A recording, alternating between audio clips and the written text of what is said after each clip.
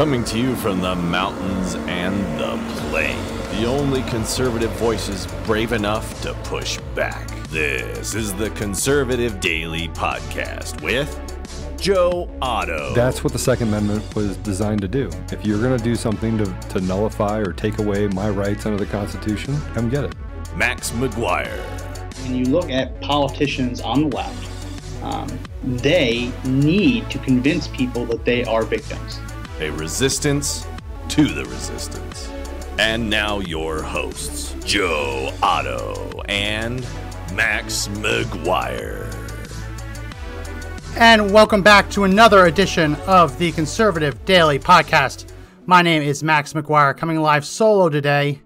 Originally, we were going to be talking about Alexis de Tocqueville, Democracy in America. We're going to get to that later in the week. There's just too much going on.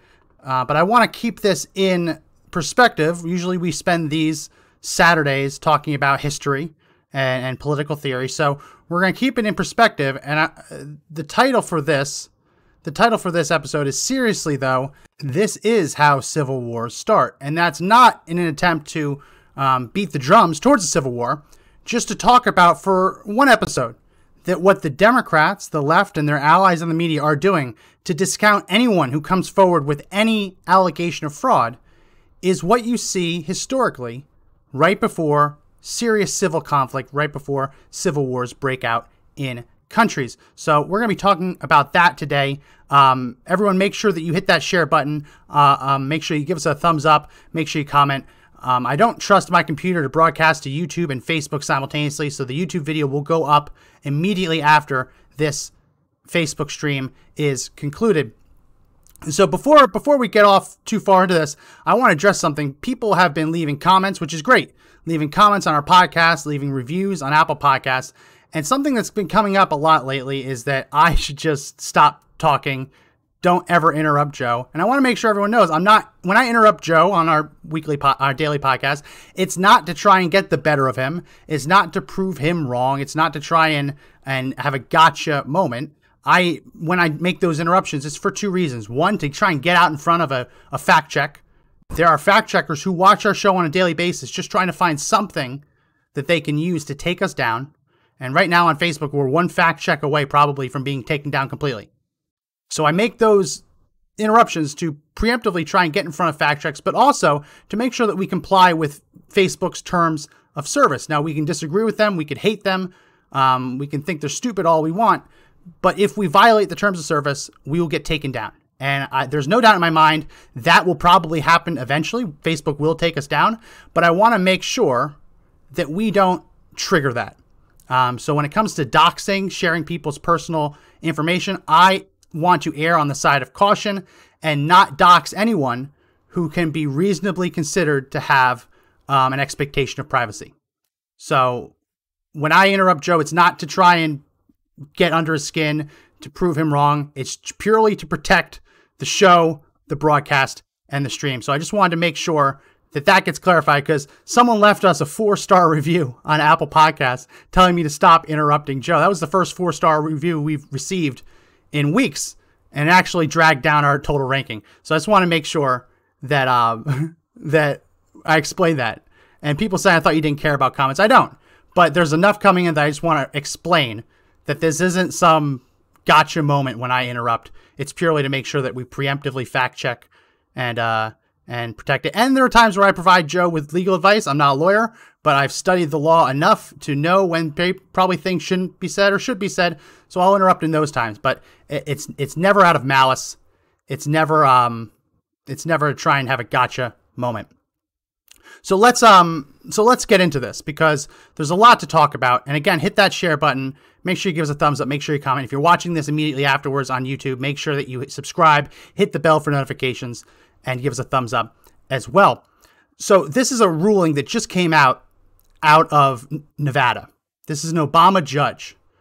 An Obama judge just issued this ruling out of the First Judicial District Court of the state of Nevada in and for Carson City. And it came out last night. And I want to show this part because this is the important part for me. And I apologize if I'm looking up. I'm looking up because I have a dual monitor set up and the monitor that I'm reading off of is above. So This is the part that really got me and really pissed me off.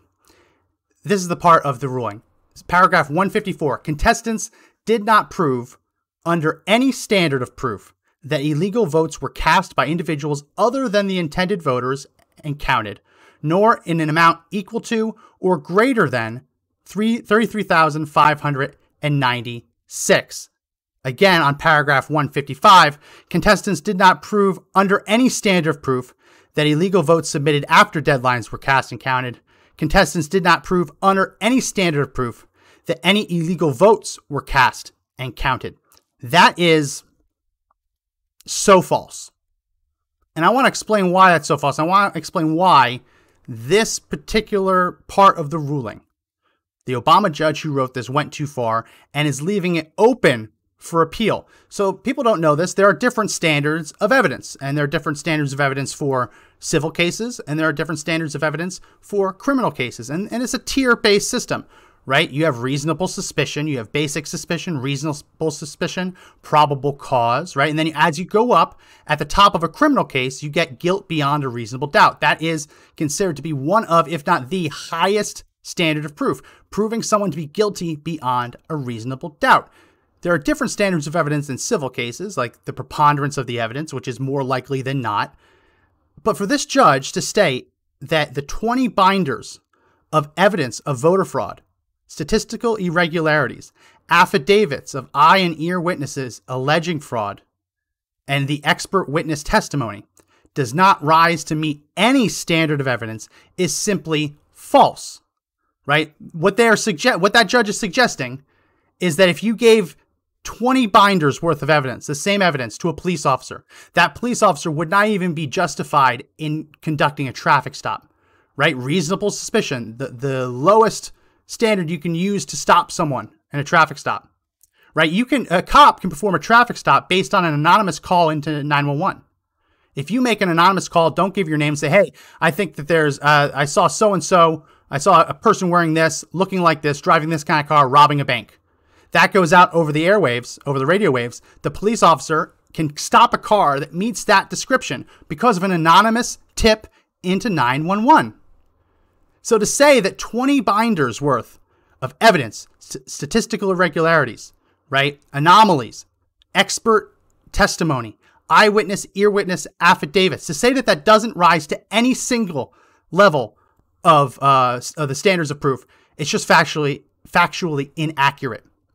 So it really does piss me off, because it's one thing to say I don't believe it, right? It's one thing to say that I don't believe them. And we've seen that happen, right? We've seen witnesses put their affidavits forward and judges simply say, I don't find this credible.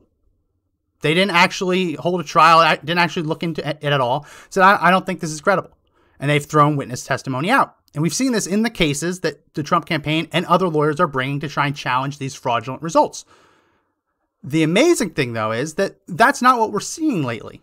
We're seeing them just simply laugh it all out of court, throw it all out of court, and say that there's no evidence. And they're committed to the same line. There is no evidence. It's what we ran for the image as we were getting ready to broadcast. It's that Twitter warning that they put under all of Trump's tweets. Allegations of election fraud have been disputed, right? It's not true. The warnings they had. They're so committed to this notion that there is no fraud that rather than actually read through the fraud and allow for discovery, allow for cross-examination, right? Because these affiants who sign the affidavits, that's just the way you get in the door, right? The Trump campaign now has thousands of affidavits signed. They can't bring thousands of people into these courtrooms, so they have them sign affidavits swearing under penalty of prosecution that they're telling the truth. And when you file a case in federal court, as this case was in Nevada, if you lie on an affidavit, that's 5 years in prison. 5 years in prison. That's perjury. For the judge to throw it all out is to suggest, without any evidence, that all of those thousands of people, all those hundreds of people are lying and they've committed perjury. It's so infuriating. It's so very infuriating. But the way it's supposed to work is you provide the affidavits. You then get into the discovery phase where you're allowed to basically get depositions and get documents and secure machines to have them forensically examined, right? And at that time, the affidavit, the witnesses, the affiants who signed the affidavits would be put forward, and the other side would be able to interview them, to get depositions. Then when you get to trial, then they actually get put on the stand and they get cross-examined and you can poke holes in their theories, right? But we're not getting to any of that because this Obama judge has decided that there's nothing to see here. He decided, and this is why it's probably going to get appealed, that they did not prove under any standard of proof. It's one thing to say they didn't rise to the preponderance of evidence standard, which is more likely than not. It's one thing to say that. It's another thing to say they did not reach any standard of proof. Because I can tell you right now, one person providing anonymous tips to 911 can justify a traffic stop, which, if a dog was there and he smells the vehicle, can justify a search. Right? All stemming from one single anonymous phone call. The idea that hundreds, thousands of under oath affidavits can't do the same, it's just not true. It's absolutely not true. So we're going to get into some of this, but before we do, I want to just explain a little bit of my background. I've said it in the past, but I'll say it again. Joe mentions his background all the time. I kind of don't. A couple people have seen that I wore a lanyard on my neck and it had my college on it, so they've kind of, and I think I've mentioned it once. I went to Boston College. I studied Arabic and political science, and then I had a minor known as Faith, Peace, and Justice Studies, which was studying conflict in the world and conflict resolution, studying things like genocide, ethnic cleansing, and how you get about preventing that and recovering from it. I got my master's degree in political science from Villanova, focusing on American politics and digital politics. So when I see what's happening here, I'm not a professor. I haven't written books about it, but I've studied this enough to feel confident that I am an expert in this, and I am terrified at what I'm seeing around the country. What I saw from this judge, what I'm seeing from the mainstream media, what I'm seeing from social media. It's the idea that if you make any claim, whether it be hearsay, because you heard it from someone, eyewitness, ear witness, in Joe's case with the affidavit he signed, if you make any claim, you're automatically lying and you're a conspiracy theorist. Lumping anyone who disputes the legitimacy of the election in with people who believe in Bigfoot. And that's not a dig at anyone who believes in Bigfoot. I don't want to lose the Bigfoot audience. But I'm just saying, think about the craziest conspiracies that are out there, and they're lumping conservatives in with them, simply for disagreeing with the assertion that there is no fraud. Or as this judge said, no evidence at all that any illegal ballots were cast. So I get frustrated because the Democrats claim to know this. They claim to care about this. This is from USAID, which is the United States Agency for International Development. This is the part of the U.S. government that is part. Melinda is in the comment section saying Bigfoot's real. I don't doubt it. I'm just saying Bigfoot believers have been maligned, and anyone who they're being lumped together with people who dispute the election. This is from the United States Agency for International Development. This is the part of the State Department that disperses foreign aid and that participates in what's known as democratization around the world. That's the idea, as we saw from the Bush administration with Cheney and George Bush, the idea of spreading democracy.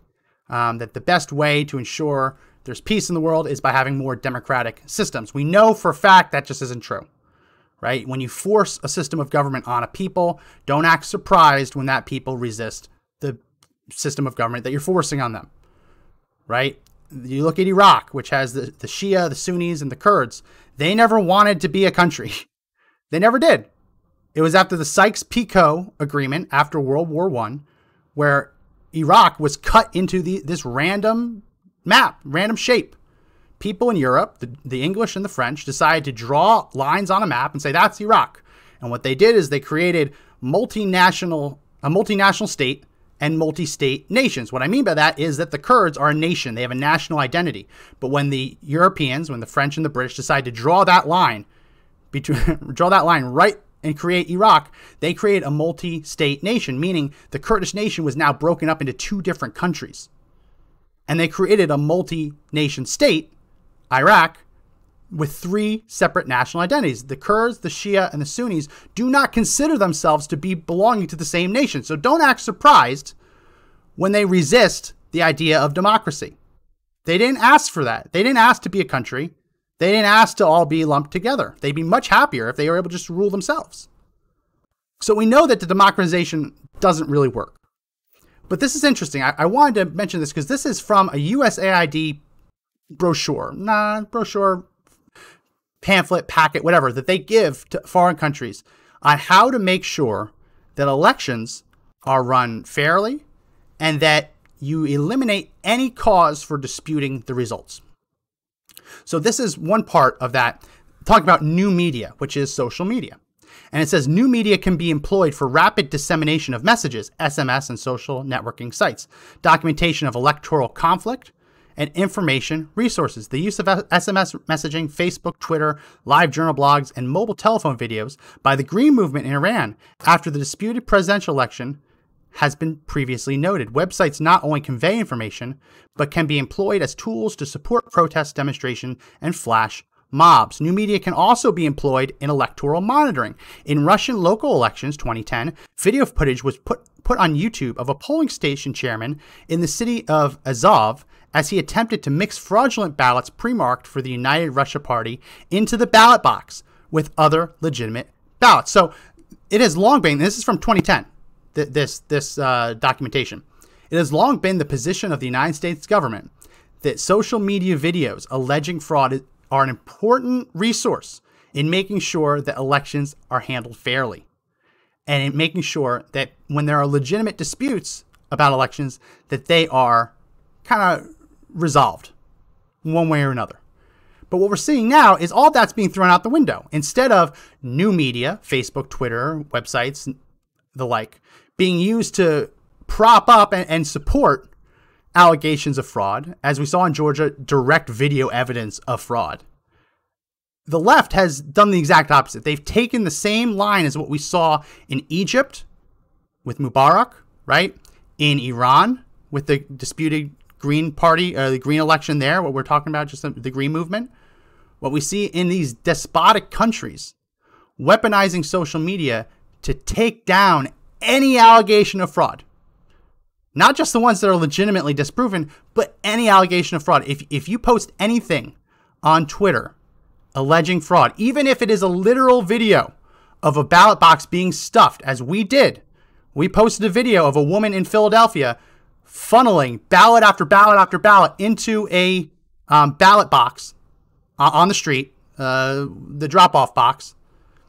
Pennsylvania does not allow ballot harvesting. So unless she is related to those dozens of people, it was fraud. We posted that, and within seconds, Twitter came back and said, this has been disputed. If you click the link, it doesn't actually dispute the video. It just leads you to a statement that says, election fraud is exceedingly rare. Well, that's nice. That's very nice. So what we're seeing is, around the country, they're not even following the playbook. They're not even following the playbook of ensuring that an election that's disputed is resolved and that the country can move past the dispute. One way or another, I'd like to still have a country once this is all done. I'm not particularly bullish on civil war. I just had a second son, as most of you know, and I have two kids. One son's almost 3. The other one's 5 weeks old. I have no eagerness to strap on my vest, grab my AR, and go march in the streets. I'm not looking forward to that. If it happens and I have to do it, I'll do it. But I don't want to get there, right? And no one should really want to get there.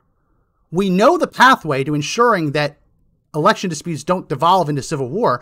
But what we're seeing from the left is they're deliberately, it seems, doing everything they can to lead us closer to that. By declaring anyone who disagrees to be a conspiracy theorist, by literally shutting down dissent, and by openly mocking people if they dare to come forward.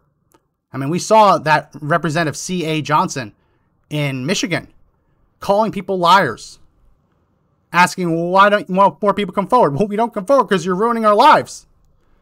How she doxed someone, asked for her maiden name. You don't need someone's maiden name to understand who's speaking to you. That was to try and dox them. It's incredible because when you actually Yeah, exactly, Melinda. They're calling us a cult.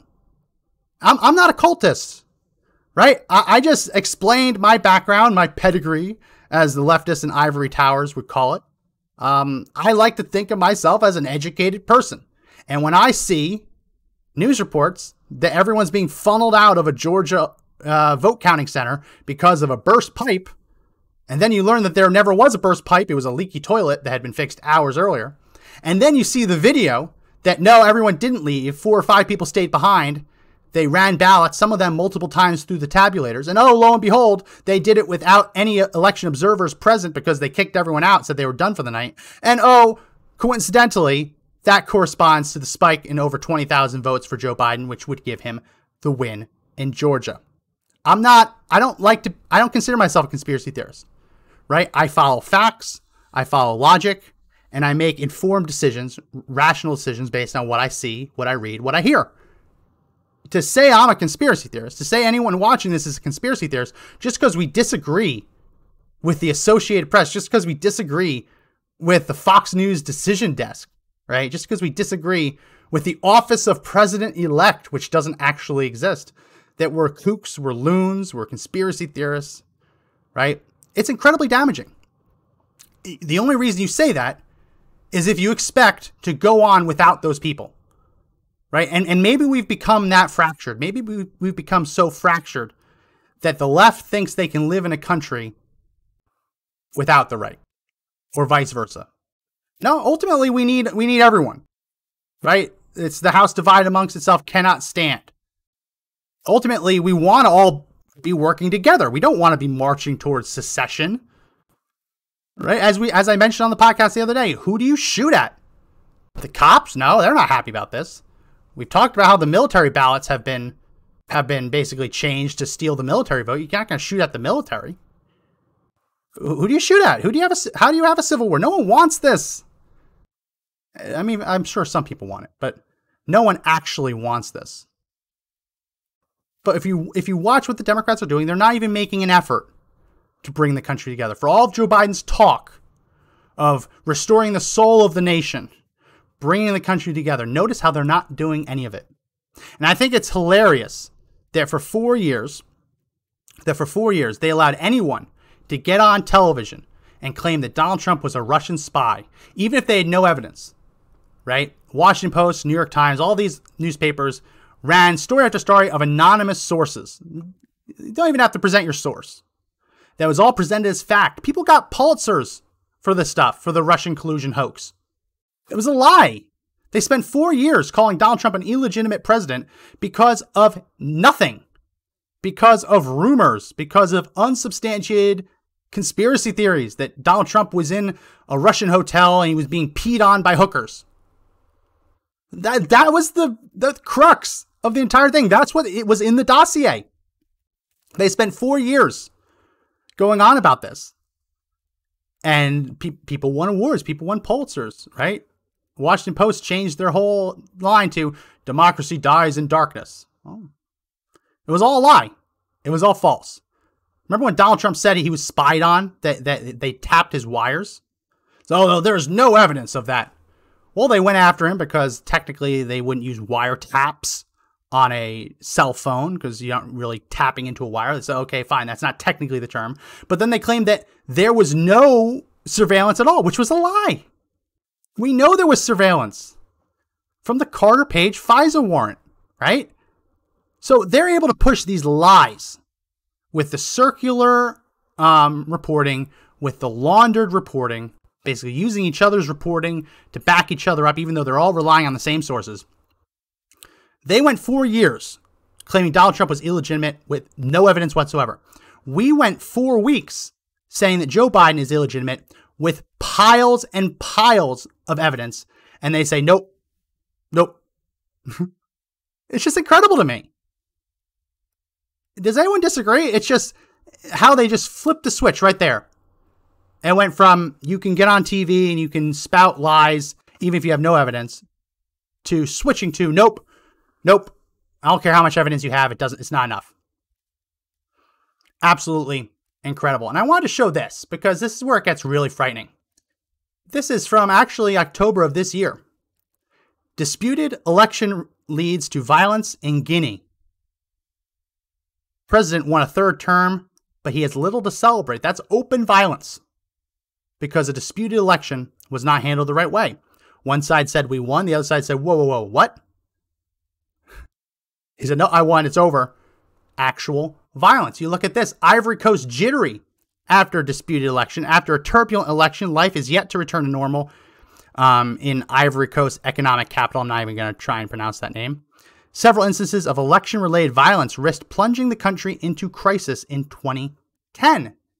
And you look at this at Mozambique. Mozambique returns to war as opposition claims electoral fraud. This is the worst case scenario. This is what happens if you don't get out in front of it. And I'm right now presenting the devil's argument here. If you're a leftist and you truly believe that we are lying, you don't create a safe, prosperous, united country by discounting us as conspiracy theorists and say, oh, no, we're moving forward regardless of the challenges, right? You don't move forward that way. So if you truly want this country to be united and together and not fall apart, not devolve into civil war, stop acting like these African despots, African dictators who refuse to come to the table and actually explain themselves, and instead just chose to just run with it. We just lost the stream. It'll be back up in a second. It really is incredible. So my big concern here is that when you look at what the mainstream media is doing, they're following the playbook of what every single academic warns is how you get to a civil war. That's what I'm so concerned about. Because I don't want to get there, as I said. I don't want to get there. No one should want to get there. And this is where it gets really, really frightening. So this is an article from foreignpolicy.com calling for a truth commission in the United States. Now, what is a truth commission? Also sometimes called a truth and reconciliation commission. A truth and reconciliation commission is put forward when there are two sides and you want to come out of civil conflict. So it was most famously implemented in South Africa during apartheid, when you had a white ruling government really abusing the majority black population. Huge civil rights violations, right? You saw similar things coming out of the Rwandan genocide between Hutus and Tutsis. The idea that if we want to stop the violence, the way you stop the violence is not more violence, it's by truth and reconciliation. And the way that these truth and reconciliation commissions work is you put at the same table the oppressed and the oppressor, the victim and the victimizer. And the way they typically work, at least the way they did in South Africa, is when the victimizer would come forward and he would confess to what he'd done, that the truth and the reconciliation would outweigh any criminal punishment that he should face. So if someone killed a member of another person's family in racial violence, right? They could sit at the table, they could confess to it, say, yes, I did it, I'm very sorry. And as long as they did that, they would avoid prosecution for their crimes. Again, the idea being, if you want to come out of a very violent history, you don't get there by killing more people, by locking more people up. You get there by coming together and uniting and apologizing, apology accepted, Truth and Reconciliation Commission. The left wants a Truth and Reconciliation Commission in the United States. But here's the thing. What? We're going to play in a second a little bit of the video of what was happening in South Africa. Actually, let's get to it now. And I want you to ask yourself, as you listen to this story, ask yourself if there is anything that Donald Trump would need to sit at a table and apologize for, similar to this. Let's go ahead and play this. This is from the Associated Press in South Africa. Please sit. Hostility flowed thick and fast at the hearing before South Africa's Truth and Reconciliation Commission. Winnie Madikizela Mandela listened sternly as allies turned accusers spoke against her. Contradictions often laced their testimony. One of Winnie's former bodyguards alleged she had stabbed a 14-year-old anti-apartheid activist suspected of being a police informer. I saw her killing Stompie, he said through a translator. I'm referring to Winnie. 6 years ago, Winnie was convicted of abducting Stompy Sipe. Only fine, she always denied killing him. Kadiza Chebekulu first made the stabbing allegation in a book. During his testimony, he said he had not clearly seen the body at the time and only later determined it was Stompy. Yes. What type of injuries? He was bleeding. Former confidant Holiswa Falati described the ex-wife of Nelson Mandela as far from a national heroine. She dehumanizes a person. She reduces a person to nothing. She regards herself as a demigod. The Commission is determined to get to the truth. It will hear Winnie's own testimony at the end of the week. So I want to play that because this is just one bit, right? These ran for months. I think they even ran for years of victims confronting their victimizers. People who had been, as in this case, who had watched someone stab someone else, allegedly. Being able to confront the accuser. And when the accuser says, yes, I admit it, I did it, it was wrong, and I'm sorry, they would avoid criminal prosecution. This is what the left wants for America. They want all Trump supporters to get dragged in front of a Truth and Reconciliation Commission? I'm sorry, what? What are they even talking about? I mean, this is what I mean by they claim to care about conflict resolution, but they're not actually following the guidelines of how to avoid conflict. They're not even trying. They're not even pretending to follow the rules, to follow the guidelines. So I want to play that because it's so obvious that when you see this article from Foreign Policy, the case for a truth commission in the United States, Donald Trump wasn't stabbing people. He didn't send thugs out to stab people, to commit genocide, to ethnic cleansing. He didn't do any of that. But when you say you want a Truth and Reconciliation Commission, which is used to basically confront allegations of genocide, ethnic cleansing, it belittles the cases where this was actually legitimately used. Like, there were real problems in South Africa. There were real problems in Rwanda. You look around the world where these types of commissions were used. If they didn't try this and they went back to bloody civil war, hundreds of thousands of people would just get murdered in the street. In Rwanda, you're talking about Hutus, Tutsis, hundreds of thousands of people being hacked to death with machetes. We're not talking about a Proud Boys brawl. We're not talking about Proud Boys fighting with Antifa, right? We're talking about in Rwanda, men going door to door with machetes, and it being as simple as if they thought your nose looked like you belonged to a different ethnic group, they just hacked you up. Hacked you up with a machete, just for the way your nose looked. If your nose was too wide, so, oh, no, different ethnic group, hack you up. I mean, that's crazy. It's crazy stuff. It just shows, though, why these Truth and Reconciliation Commissions are so important. You do this, you offer mass amnesty for people who have committed horrible crimes because you know if you don't, they're going to keep fighting. That's not what we need. They want this so they can drag Donald Trump and his associates in to answer for their crimes. Oh yeah. It really is incredible what they're trying to get away with. And this is even worse. This is David Atkins. David Atkins might seem like he's a nobody, but he was an elected member of the Democrat National Committee. He was a DNC member. Elected to the DNC. Yeah, Zach's saying they might have just edited out my machete comment. Yeah, Facebook might have tried to do that. David Atkins, elected to the DNC. So he's there. He was there voting on their platform. This is what he tweeted out this month. He said, no, seriously, how do you deprogram 75 million people? Where do you start? Fox? Facebook? We have to start thinking in terms of post-World War II Germany or Japan, or the failures of Reconstruction in the South.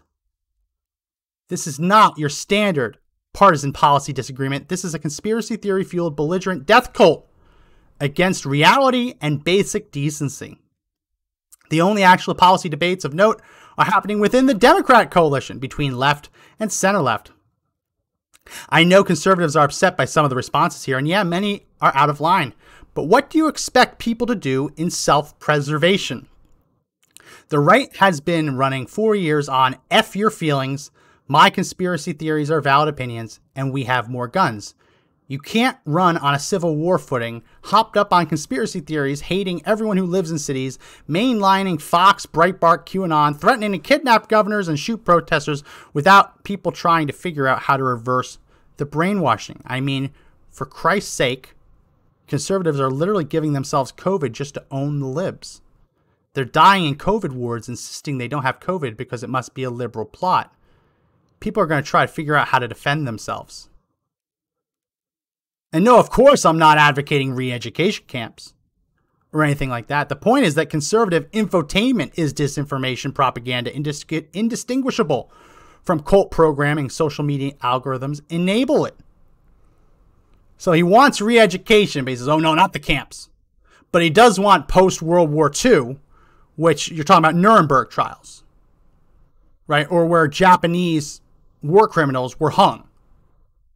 Right? So how can you say that you don't want the camps, but you're advocating post-World War II justice? They're actually equating conservatives with genocidal maniacs. And yes, there were genocidal maniacs in the Japanese government. Anyone pick up a history book and read what the Japanese did to the Chinese. Absolutely horrific. It wasn't just Germany committing open genocide. The Japanese were ethnic cleansing as well. Actually comparing conservatives to that.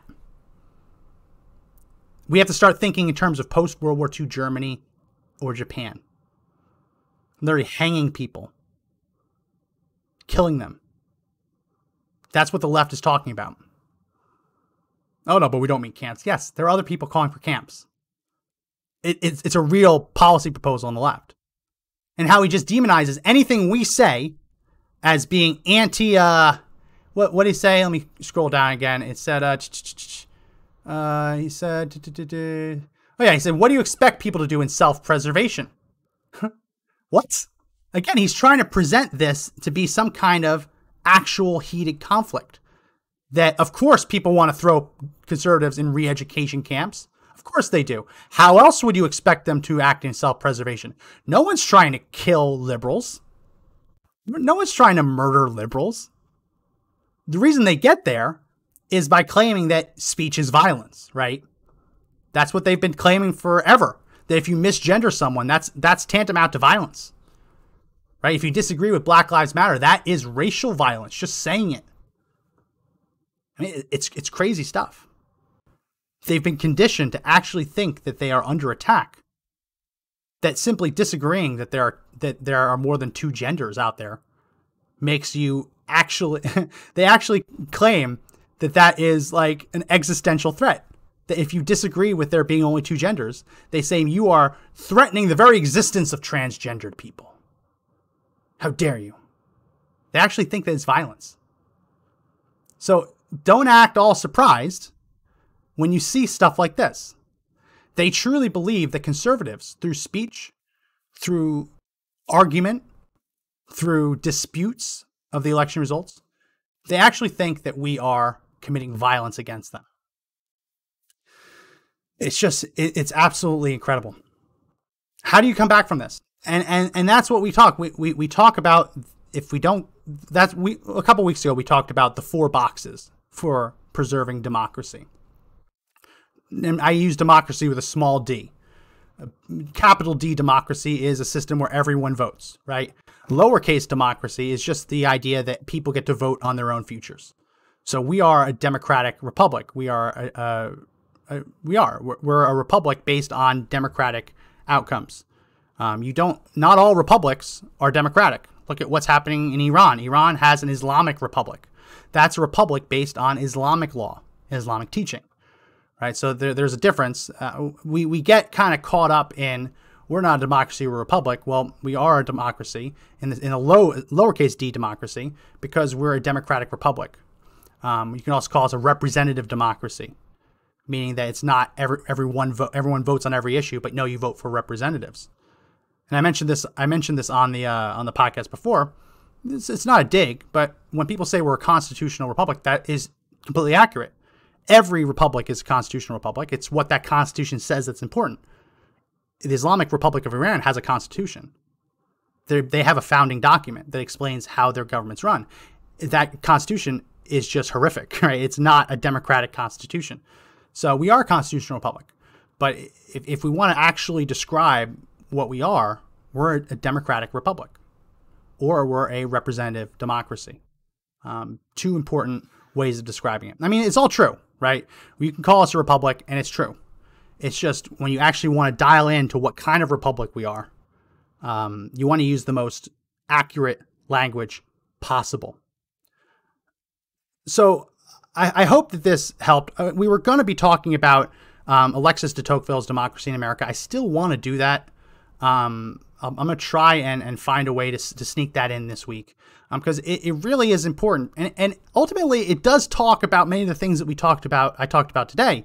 How do you keep democracy going? Alexis de Tocqueville was a French, basically Renaissance man. He came to the United States to study what the United States was getting right, because he saw that this democratic, small d, movement was going around the world.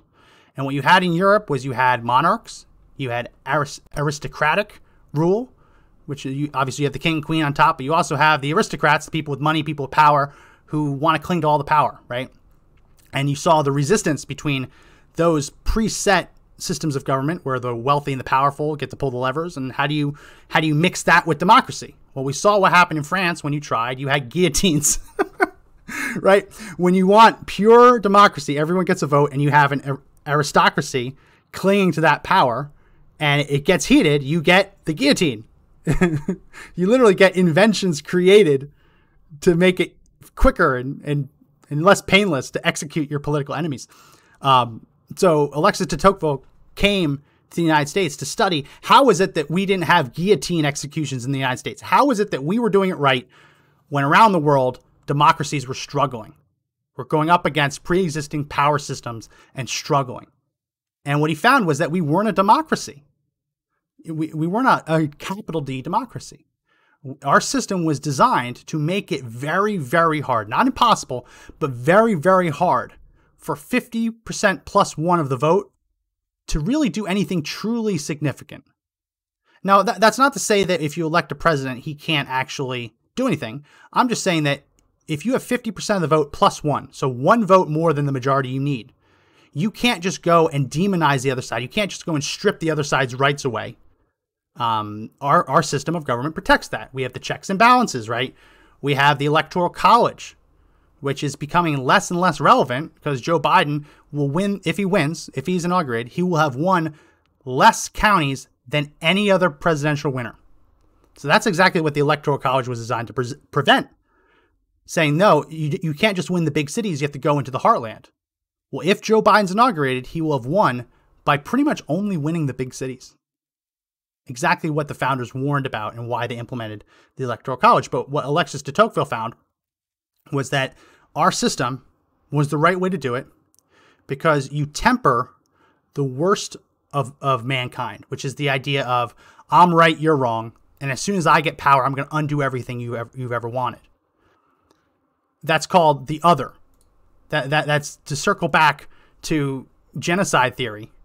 That's demonization of the other, to say that someone else is different and that difference deserves to be wiped out.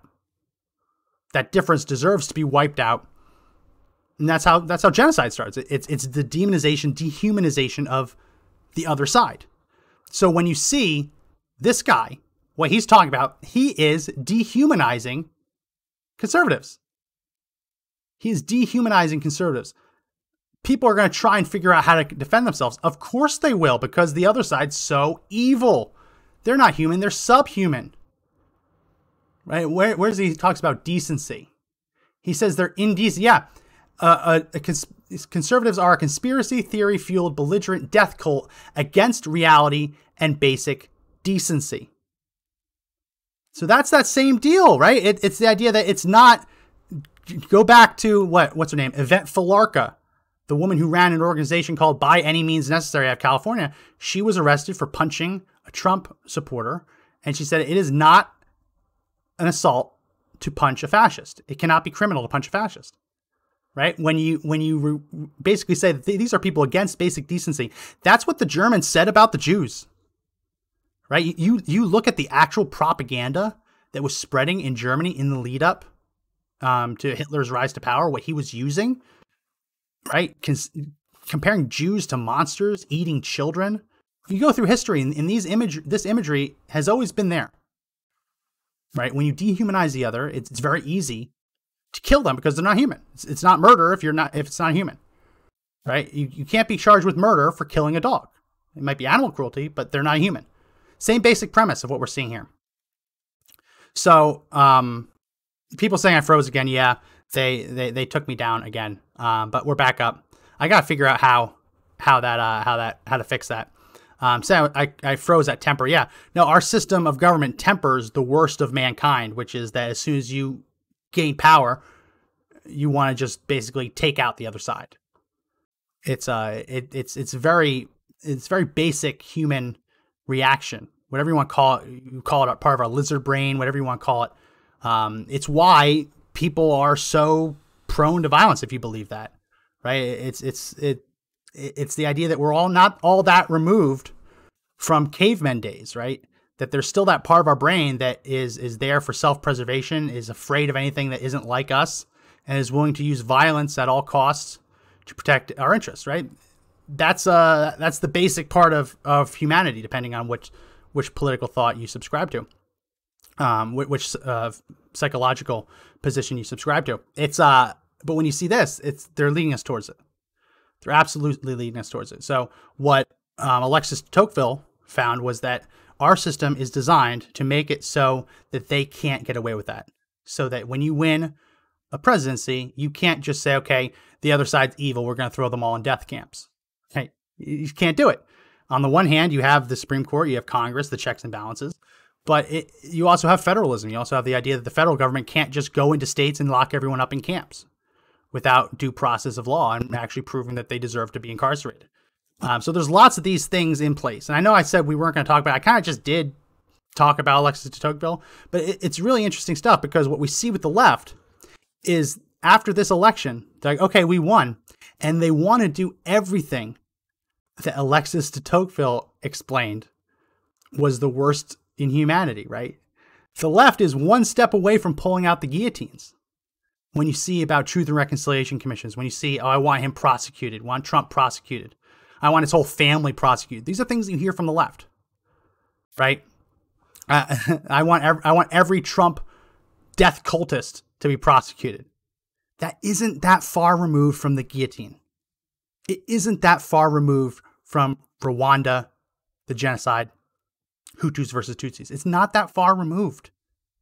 When you look through world history and you follow the steps that these countries and these people took towards brawl, open civil war, genocide, ethnic cleansing, the point at which that first bullet or that first machete hit happened is not that far away from what Democrats are demanding. So the reason that I encouraged everyone to read Democracy in America is because we have the ability to be great, right? Our system is very intelligently designed. And as long as we are good stewards of our democratic republic, we can ensure that no one can come to power and truly trample on the other side's rights.